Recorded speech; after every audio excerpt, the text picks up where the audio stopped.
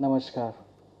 Good evening, old friends and new friends. It's a wonderful gathering, and I must thank Priya, who is a bundle of joy and happiness. Every time I talk to her, I find that I have like come out of my distress. Thank you for having me, as well as Christopher, and thank you for hosting such a wonderful evening. And one can actually see the testament of this evening is this beautiful gathering, which is more than the number of people that one can handle in this auditorium. Having said that, now I'm asked to be a storyteller, and I'm not. And stories by nature are fictional, isn't it? So I'll try to see if I can make my reality or the aspects that I want to bring about this great man Doshi in a way they are like stories.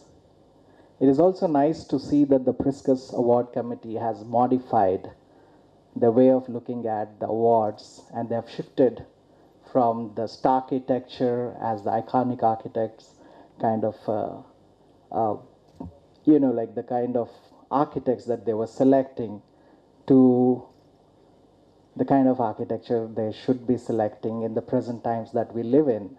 I think if you look at it, the world is getting to be more urbanized with almost 3 billion people coming to the cities to live in.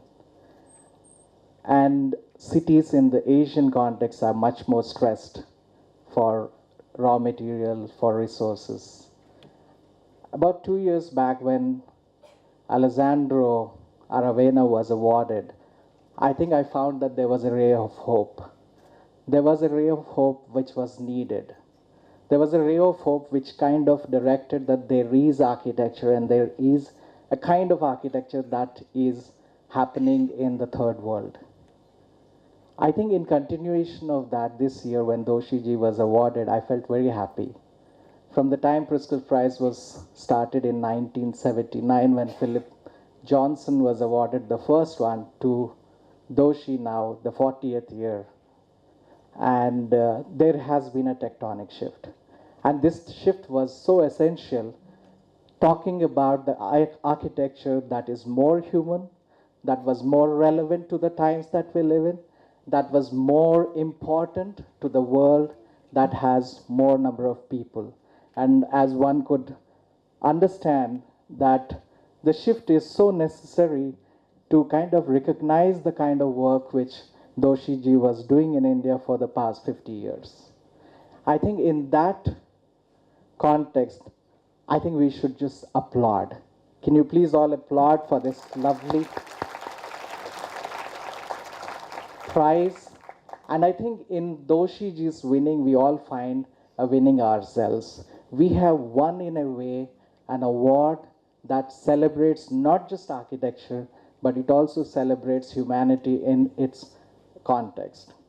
Having said this, my first interaction with Doshiji came in 1994, I believe. I was taken by Christopher to Ahmedabad, and I met Doshiji, and they got talking, and he was very curious, who's this young man sitting next to Christopher?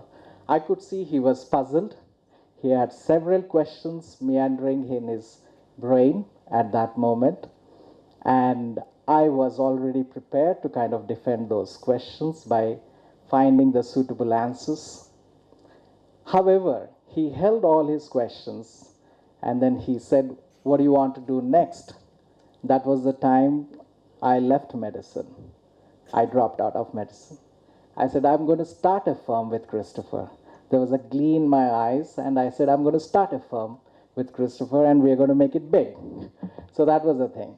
So then he told that, "Oh, that's great," so then he started like talking to me about how you run a firm and this and that and all those kind of stuff, which was very interesting for me. And those kind of moments remained with me till today, in a way that I took those as clues to kind of run a firm, which was very important. And I think now, after almost 24 years, not 16, 24 years, I could say that we have a decent body of work.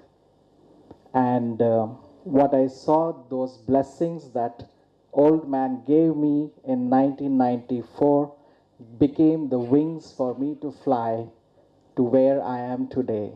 And his blessings, and that too the blessings coming from Doshiji, were some way like the blessings of the entire nation, the entire architectural community for us to become who we are today at CCBA. So to me, the lesson that I would like to tell from my first story is that I think encourage anybody who wants to venture out. Encourage anybody that who wants to fly. I think that encouragement that he gives to most of us, and I'm sure many of you have been encouraged at one point or the other in your life. I think that's the kind of a moral of the story. Please encourage, learn from him. He's encouraged many of us.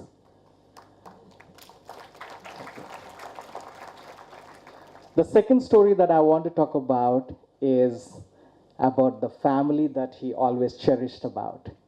As you know, he's a person with a large family with 3 daughters and many grandchildren. I think he was extremely fond of his family. He is in love with his family, and his family kind of reciprocates it back. It's a very close-knit family. I think most of his strength comes from his family, and his stability does come from his family, as most of us know.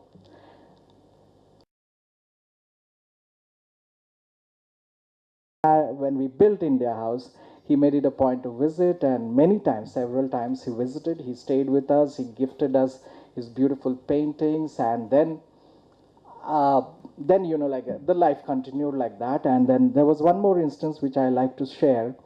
This, I don't know if Saurabh Marathe is here by any chance. No. Anyway, Saurabh Marathe was like conducting this NASA in Ahmedabad.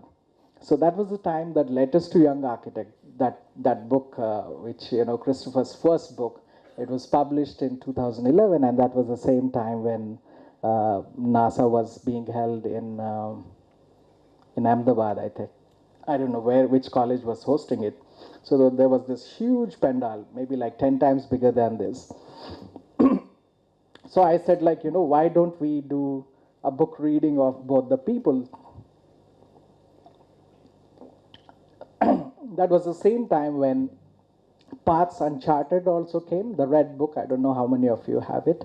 So I introduced both the books, and I introduced both the speakers, and I said, like, now they're going to have a conversation.